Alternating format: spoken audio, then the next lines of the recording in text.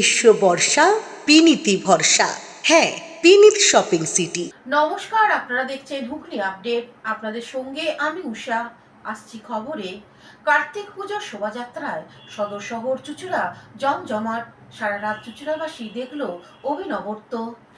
চুঁচুড়ায় জমজমাট কার্তিকের লড়াই।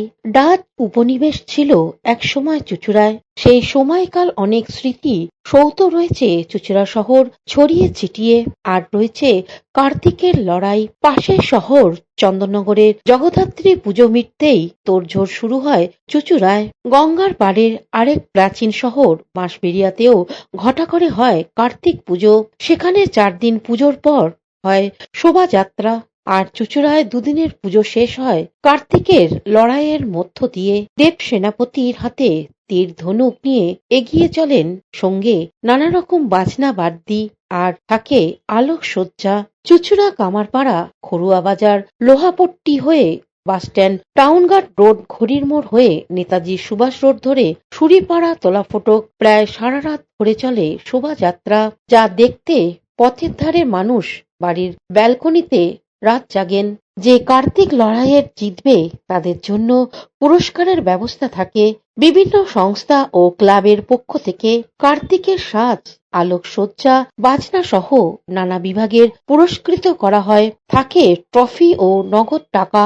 লড়াইয়ে জমজমাট।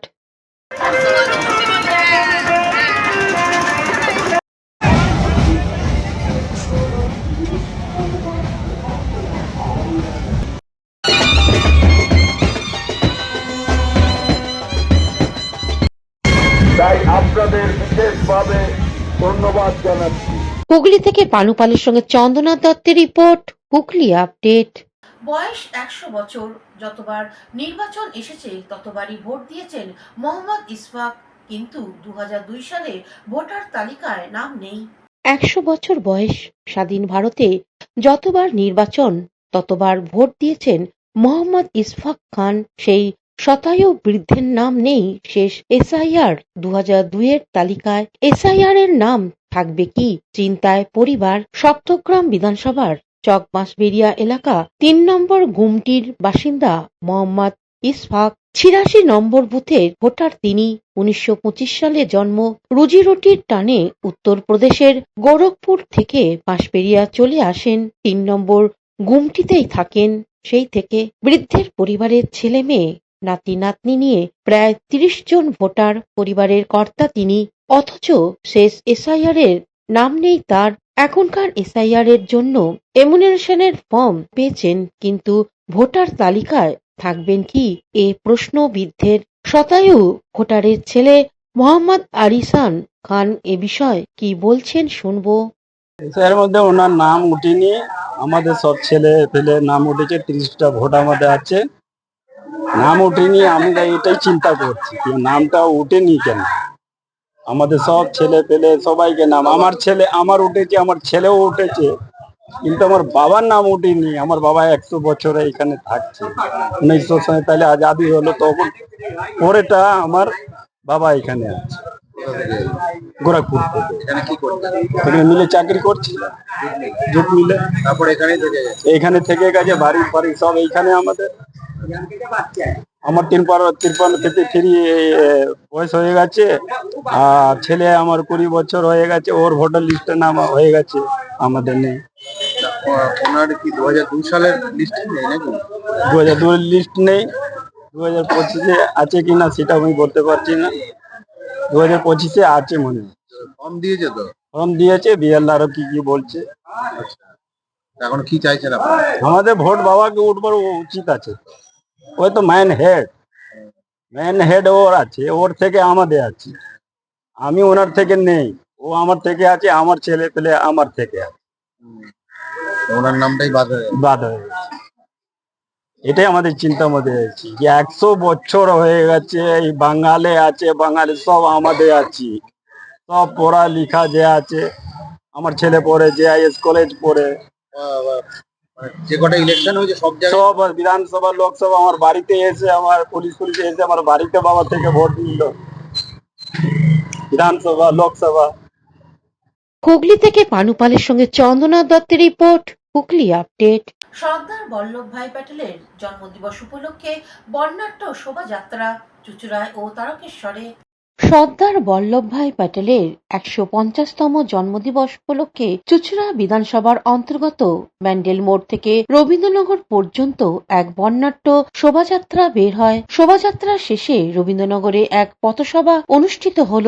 আবার অন্যদিকে চন্দ্রনগর বিধানসভার পক্ষ থেকেও এক বিশাল শোভাযাত্রা অনুষ্ঠিত হয়। চুঁচুড়ায় উপস্থিত ছিলেন জেলা বিজেপির সভাপতি গৌতম চ্যাটার্জি, রাজ্য বিজেপির সাধারণ সম্পাদক দীপাঞ্জন গুহ, স্বপন পাল সহ অন্যান্য বিশিষ্ট ব্যক্তি ও কর্মীরা। মিছিল চলাকালীন সকল পথ চলতি সাধারণ মানুষকে লাড্ডু বিতরণ করেন বিজেপি। পরে সংবাদ মাধ্যমের মুখোমুখি হয়ে অনুষ্ঠানের প্রসঙ্গে গৌতম চ্যাটার্জি এক সাক্ষাৎকারে জানান, সর্দার বল্লভভাই প্যাটেলের ১৫০ বছর জন্মজয়ন্তী আজকে চুঁচুড়া বিধানসভা এবং চন্দ্রনগর বিধানসভা দুটো বিধানসভার উদ্যোগে আজকে পালিত হলো।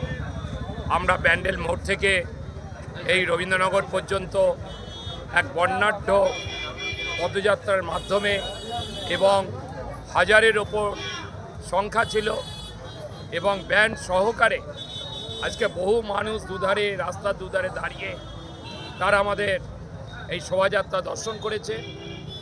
তার সাথে আজকে এই রবীন্দ্রনগরে মহামায়া কলোনিতে আজকে আমরা এখানে একটা পথসভাও করলাম।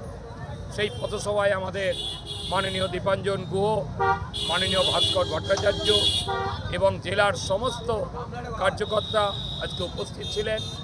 আজকে এইভাবে প্রত্যেকের সহযোগিতায় আমরা এই লৌহ মানব, আমাদের প্রাক্তন উপপ্রধানমন্ত্রী এবং যিনি আজকে ভারতবর্ষের আদর্শ, সেই আমরা বল্লভভাই প্যাটেলের জন্মজয়ন্তী আজকে আমরা পালন করলাম। সর্দার বল্লভভাই প্যাটেলের ১৫০তম জন্মবার্ষিকী উপলক্ষে বিজেপির ডাকে সারা দেশ জুড়ে একতা যাত্রা শুরু হয়েছে। আরামবাগে এই একতা যাত্রা কর্মসূচি চলে। তারকেশ্বরে অনুষ্ঠিত হল একতা যাত্রা কর্মসূচি। এই দিনে এই কর্মসূচিতে উপস্থিত ছিলেন বিজেপির আরামবাগ সাংগঠনিক জেলা সভাপতি সুশান্ত কুমার বেরা সহ সভাপতি গণেশ চক্রবর্তী, পুরসুরার বিধায়ক বিমান ঘোষ, আরামবাগ বিধায়ক মধুসূদন বাগ, আরামবাগ সাংগঠনিক জেলা সম্পাদক তারকনাথ সাউ, সম্পাদিকা পর্ণা আদক সহ অন্যান্য নেতৃত্ববৃন্দ। মিছিলটি তারকেশ্বর নতুন বাসস্ট্যান্ড থেকে শুরু হয়ে পদ্মপুকুর, চাউলপট্টি, বিপিআর গেট, থানা রোড, রেল গেট, জয়কৃষ্ণ বাজার হয়ে পুনরায় নতুন বাসস্ট্যান্ড এসে শেষ হয়। এ বিষয়ে বিজেপির আরামবাগ সাংগঠনিক জেলা সভাপতি সুশান্ত কুমার বেরা কি জানাচ্ছেন শুনবো। আজকে আমরা কেন্দ্রীয় সরকারের যুব বিষয়ক এবং ক্রীড়া মন্ত্রকের অধীনে মাই ভারত কেন্দ্র অর্থাৎ মেরা যুব ভারত এই প্রকল্পের আওতায় একতা যাত্রা আমরা শুরু করছি।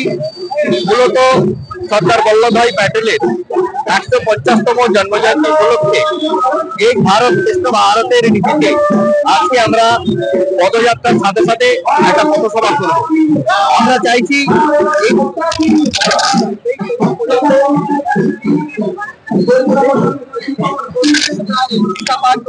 এবং তরুণ প্রজন্ম যাতে তাদের কর্মদক্ষতা বৃদ্ধি করতে পারে, যাতে তারা সমাজে সক্রিয়ভাবে মাথা উঁচু করে চলতে পারে, যাতে যুবকদের ক্ষমতায়ন হয়, এই দৃষ্টিকে মাথায় রেখে আগামী 2047 সাল যেটা আমাদের লক্ষ্যমাত্রা আছে, দেশকে পরম বৈভবশালী উন্নত রাষ্ট্রে পরিণত করা, অর্থাৎ বিকশিত ভারতের লক্ষ্যে আমরা এক ধাপ এগিয়ে যাওয়ার যে পদক্ষেপ, সেই পদক্ষেপ হচ্ছে একতা যাত্রা।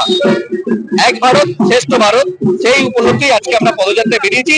পুরো যুব শক্তি, যুব সমাজ তাদের ভবিষ্যৎ থেকে শুরু করে, তাদের কর্মসংস্থান থেকে শুরু করে, যাতে তারা উন্নত ভবিষ্যতের দিকে এগিয়ে যেতে পারে, সেই দিকে লক্ষ্য রেখে আজকে আমাদের পদযাত্রা।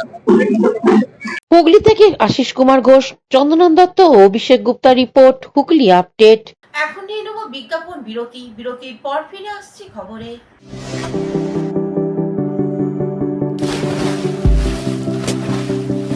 Fasten your seatbelts as you take a tour around your marine wonderland.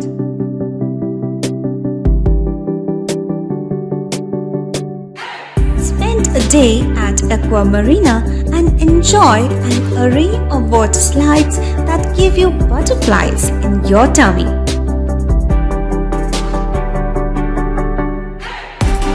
Aqua Marina is a holistic weekend destination for friends, family, and couples and offers magic to soothe your body, mind, and soul.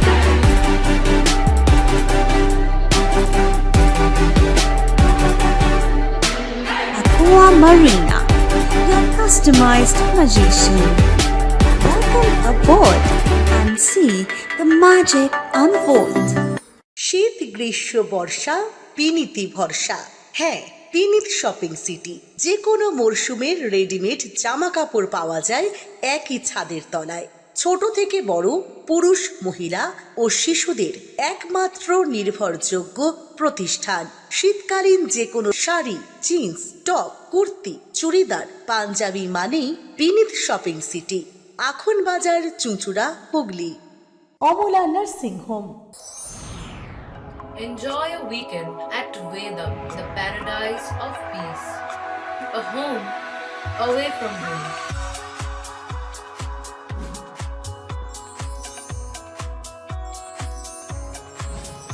See yourself resonating with the nature. Vedam welcomes you to create your best memories. বিরতির পর ফিরে এলাম খবরে। গড়বেতা জঙ্গল থেকে কাঠ চুরি, পালাতে গিয়ে দুর্ঘটনা।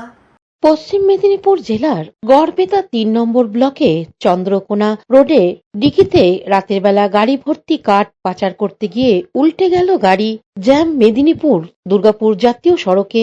স্থানীয় সূত্রের খবর, হিন্দি সিনেমার আদলে এইভাবে কাঠ পাচার হচ্ছিল রোজ রোজ। এদিন কোনোভাবে গাড়িটা উল্টে যায়। কোথা থেকে এসেছে এই কাঠের গাড়ি, কোথায় যাচ্ছিল? সামনেই আড়াবাড়ির জঙ্গল, সেখান থেকে কেটে পাচার হচ্ছিল কিনা খতিয়ে দেখছে পুলিশ। চন্দ্রকোনার পুলিশ বিট হাউসের আধিকারিকরা রীতিমতো উদ্ধার কার্যে হাত লাগিয়েছে, যেখানে জাতীয় সড়কের উপরে এই লরিটি পড়ে রয়েছে এবং সেখানে এই উদ্ধার কার্যে হাত লাগিয়েছে। শয়ে শয়ে যে লাখ লাখ কাঠ পড়ে রয়েছে ইতিমধ্যেই কিন্তু চন্দ্রকোনা রোডের ডুকি এলাকাতে এই ঘটনাটি ঘটে এবং এই যে ছবি দেখতে পাচ্ছেন রীতিমতো গাড়িটিকে সরানোর কাজ করছে পুলিশ আধিকারিকরা, যেখানে এই রীতিমতো রাস্তা দীর্ঘক্ষণ ধরে রাস্তা জ্যাম হয়ে রয়েছে এবং সেইখানে দেখতে পাচ্ছেন যে হাজার হাজার লাখো লাখো এই কাঠ কোথা থেকে যাচ্ছে এবং কোথায় যাচ্ছে সেই সমস্ত বিষয়ে প্রশ্ন উঠছে। এই রাতের অন্ধকারে এই কাঠ নিয়ে যাওয়া হচ্ছিল কোথায় এবং কোথা থেকে এই কাঠ লোড করা হয়েছিল সে সমস্ত বিষয়ে কিন্তু প্রশ্ন উঠছে। কারণ বন দপ্তরের যে সমস্ত নিয়ম রয়েছে সেই নিয়ম লঙ্ঘন করে এই কাঠ কোথাও যাচ্ছিল কিনা তাও কিন্তু খতিয়ে দেখা হচ্ছে। কৌশিক ঘোষের রিপোর্ট, হুগলি আপডেট। কার্তিক পূজার সেরা সম্মান হুগলি টিভির।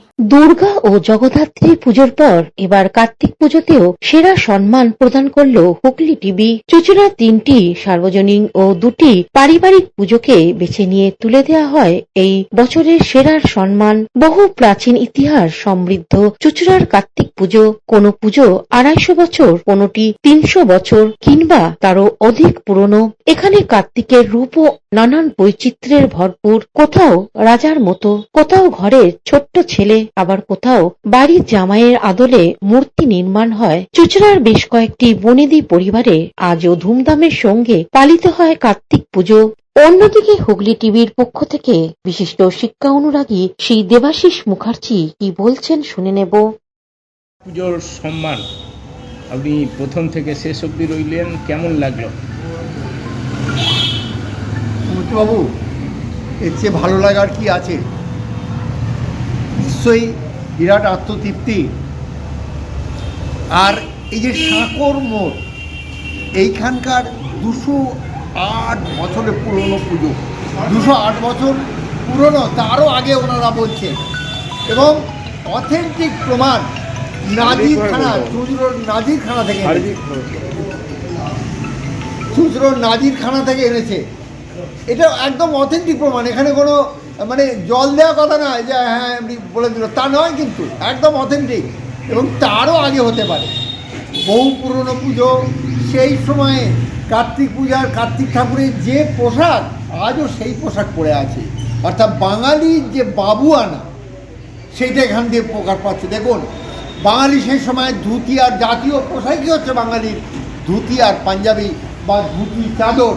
সে ঈশ্বরচন্দ্র বিদ্যাসাগরই বলুন আর বঙ্কিমচন্দ্র চট্টোপাধ্যায় বলুন, তাদেরকে আমরা যখনই দেখেছি এই ধুতি আর এই পাঞ্জাবি বা চাদর, তো সেই ধুতি চাদর পরেই এটা রয়েছে। হুগলি টিভি টোটাল যে 5টা পুজো হলো দেখলাম, আমি অভিভূত, আমি খুব খুশি। প্রত্যেকটা পুজোর স্বাতন্ত্রতা আছে, আলাদা আলাদা আছে, বৈশিষ্ট্য আছে, রুচির পরিচয় আছে। যে কখনো বলছে লড়াই কার্তিক, কখনো বলছে বাড়ির যে পুজোগুলো দেখলাম, এ প্রত্যেকটার আলাদা আছে। লড়াই তো কার্তিক মানেই তীর্ধনু, মানে সেখানে লড়াই, সেখানে ক্ষত্রিয় চরিত্রে প্রকাশ পাচ্ছে। তো তো মানে কার্তিক মানে বিভিন্ন বৈশিষ্ট্য, চারিত্রিক বৈশিষ্ট্য রয়েছে। হ্যাঁ, কখনো বলে জামাই কার্তিক, কখনো বলে ধেরে কার্তিক। এই জামাই কথাটা বলছে কেন? বলছে এই কারণে, বলছে সৌন্দর্যের প্রতি, তাকে দেখতে এত সুন্দর, জামাই মানেই সে সুন্দর, সে বড় আদরে, হ্যাঁ, তো সে বড় সম্ভ্রান্ত। তো সেই জন্যে জামাই কার্তিক এই ব্যাপারটা হচ্ছে মানে সে সৌন্দর্যের প্রতীক। আবার কখনো দেখাচ্ছে ওই ষণ্ডেশ্বর তলায় লড়াই কার্তিক মানেই কার্তিক লড়াই মানেই সেখানে তীর ধনুক রয়েছে, অর্থাৎ ক্ষত্রিয় ধর্মের প্রকাশ হচ্ছে, ক্ষত্রিয় ধর্মের প্রকাশ হচ্ছে। আর কার্তিকের বাহন হচ্ছে ময়ূর, সেখানে ভারতের জাতীয় পাখি, তাকে ফুটিয়ে তুলছে। সব কিছু নিয়ে আমার কাছে খুবই ভালো লাগে। এবং ভালো লাগে আপনাদের চুঁচুড়াবাসীকে আমি ধন্যবাদ জানাই, আপনাদের নীতিকে ধন্যবাদ জানাই। আপনাদের কাছে আমি অনুরোধ করব, বা আমরা অনুরোধ করব, এ যেন আরও বছর পর বছর চলুক চলুক চলুক, কখনো যেন না থামে। এই কন্টিনিউটি যারা রাখছে তাদেরকে আমি ধন্যবাদ জানবো। এই করে আমি দেবাশিস মুখার্জি, আমি আমার বক্তব্য রাখলাম। হুগলি থেকে অভিষেক গুপ্তা ও চন্দনা দত্তের রিপোর্ট, হুগলি আপডেট। এখনকার মতন খবর এই পর্যন্তই। প্রতিদিন দেখুন হুগলি আপডেট। নমস্কার।